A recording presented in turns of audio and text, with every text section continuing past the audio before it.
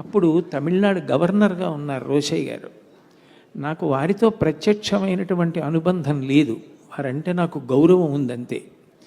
కానీ వారు నాకు కబురు చేశారు, మీరు ఈ ఊరు వచ్చి ప్రవచనాలు చేస్తున్నారట, మీరు ఒక్కసారి రాజ్భవన్కి వచ్చి మా యొక్క ఆతిథ్యాన్ని తీసుకుని వెళ్ళవలసింది అని. రాష్ట్రానికి గవర్నరు అంటే ఆ రాష్ట్రానికి అధినేత, ఆయన మర్యాద, ఆయన ఆహ్వానాన్ని మన్నించడం నా ధర్మంగా భావించి తప్పకుండా వస్తానండి, ఎన్ని గంటలకు రావాలి అని అడిగాను. మీ కార్యక్రమాలు ఎలా ఉన్నాయి అని అడిగారు. నాకు ఇదిగో ఇట్లా ఇట్లా కార్యక్రమాలు ఉన్నాయండి, ఉదయం వేళ నేను ఐఐటి చెన్నైలో మాట్లాడాలి అని చెప్పాను. అయితే మీరు ఒక పని చేయండి, ఆ ప్రవచనం అయిపోయిన తర్వాత 11 గంటలకి రాజ్భవన్కి రండి అన్నారు.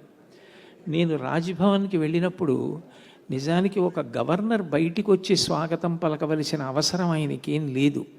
నేనేం మహావిద్వాంసుణ్ణి కాదు, నేనేం పెద్ద పండితుణ్ణి కాదు, ధర్మం పట్ల నాకున్న అనురక్తి కొద్దీ ధర్మ ప్రచారం చేస్తున్నానంతే. ఆయన చూపించిన మర్యాద నా జీవితంలో ఎప్పుడూ మర్చిపోను. కారు ఆగేసరికి ఆయన రాజ్భవన్లోంచి బయటికి వచ్చి కారు దగ్గరికి వచ్చి నాకు స్వాగతం చెప్పి నా చెయ్యి పట్టుకుని నన్ను రాజ్భవన్లోకి తీసుకెళ్ళి కూర్చోపెట్టి నాకు పళ్ళు అవి పెట్టి, నేను తింటున్నంతసేపు కూడా ఆయన నాతో అనేక ధార్మిక విషయాలు మాట్లాడుతూనే ఉన్నారు.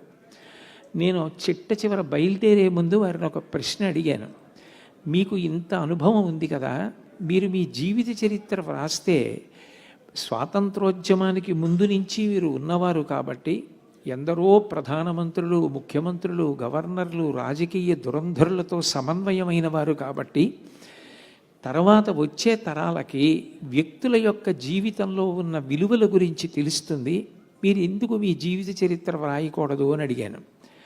ఆయన అన్న మాట నాకు ఇప్పటికీ జ్ఞాపకం. ఆయన అన్నారు, కోటేశ్వరరావు గారు మీరు చెప్పింది నిజమే, నేను ఎంతోమందితో కలిసి తిరిగాను, ఎంతోమంది దగ్గర మంత్రిగా పనిచేశాను, ఆ కారణం చేత వాళ్ళతో నాకు చాలా సాన్నిహిత్యం ఉంది. కానీ మనుషులు అన్న తర్వాత మంచి ఉంటుంది, కొద్దిగా చెడు ఉండొచ్చు. నేను జీవిత చరిత్ర వ్రాస్తే ఎవరి గురించైనా ఎక్కడైనా నేను కొద్దిగా చెడు గురించి ప్రస్తావన చేయవలసిన అవసరం కూడా రావచ్చు. నోటితో అనడం వేరు, కానీ వ్రాయడం వేరు. వ్యక్తుల జీవితాల్లో వాళ్ళు చేసినటువంటి చిన్న దోషాన్ని నేను ఎత్తి చూపించినా అది వాళ్ళకి శాశ్వతమైన మచ్చగా మిగిలిపోతుంది. నేను ఒక్క దోషం కూడా ఎత్తి చూపించకుండా, ఎవ్వరి యందు ఉన్న ఏ దోషం గురించి వ్రాయకుండా జీవిత చరిత్ర రాస్తే అది అసమగ్రం అవుతుంది. అందుకే నేను నా జీవిత చరిత్ర వ్రాయడానికి ఇష్టపడలేదండి అన్నారు. ఆయన సంస్కారానికి నేను ఆశ్చర్యపోయాను. ఇతరుల మనసుకి బాధ కలగకూడదని, అంతమంది గురించి తెలిసున్నా ఏ ఒక్కరి గురించి కించిత్ కూడా చెడు చెప్పకూడదని ఆయన పాటించిన నిబద్ధత నాకు ఎంతో ఆశ్చర్యాన్ని, ఆనందాన్ని కల్పించాయి. అంత మంచి వ్యక్తిత్వం ఉన్నటువంటి వ్యక్తి రోషయ్య గారు. ఆయన పరిపాలన వైశిష్ట్యం గురించి, ఆయనకున్నటువంటి శాసనసభ వ్యవహారాల మీద పట్టు గురించి అందరికీ తెలుసు. పైగా విశేషించి సమకాలీనంలో ఆయనతో కలిసి తిరిగినటువంటి పెద్దలు కేవీపీ రామచంద్రరావు గారు లాంటి వారు వేదిక మీద ఉన్నారు. నేను అవి ప్రస్తావన చెయ్యక్కర్లేదు, కానీ ఒక్క విషయాన్ని ప్రస్తావన చేసిన ప్రసంగాన్ని పూర్తి చేస్తాను. రామాయణంలో ఒక శ్లోకం ఉంది, కచ్చిదాశాస్తి దేవానాం ప్రసాదం పార్థివాత్మజ కచ్చిత్ పురుషకారంచ దైవంచ ప్రతిపద్యతే అంటారు. మనిషి తన వంతు ప్రయత్నం తాను చెయ్యాలి. తన ప్రయత్నంతో పాటుగా భగవంతుని యొక్క అనుగ్రహం కూడా కలిసి రావాలి. ఎంత కొండడు పాలైనా ఒక్క చెంచాడు పెరుగు కలవకపోతే తోడుకోవు. ఈశ్వరానుగ్రహం కలిసి రాకపోతే ఎంత పురుష ప్రయత్నమూ ఫలించదు.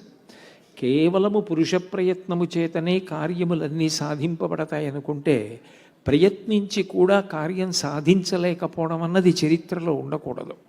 అలా ఉంది అంటే ఈశ్వరానుగ్రహం కూడా అవసరమై ఉంటుంది.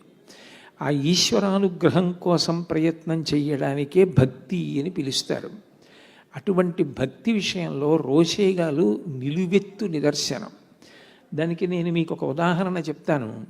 నేను ఇప్పుడు ఆయన పరిపాలన చేస్తుండగా సెక్రటేరియట్కి వెళ్ళడం కానీ, అక్కడ ఉన్న అధికారులతో సమన్వయం నేను ప్రత్యక్షంగా అవడం కానీ నాకు అవకాశం ఉండేది అవసరం కాదు.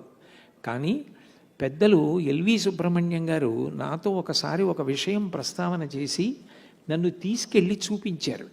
అప్పుడు నేను ఆశ్చర్యపోయాను. ఒకప్పుడు నేను శ్రీశైలంలో ప్రసంగాలు చేయడం కోసం వెళ్ళా భాగవతం మీద.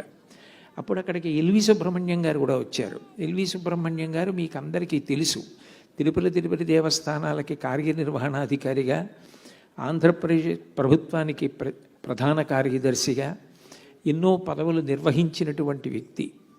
ఆయన నాతో సన్నిహితంగా ఉంటారు. వారు నాతో మాట్లాడుతూ శ్రీశైలంలో ఏమేమి చూశారు అని అడిగారు. ఈసారి వచ్చినప్పుడు ఇదిగో ఇవి దర్శనం చేశాను అని చెప్పాను.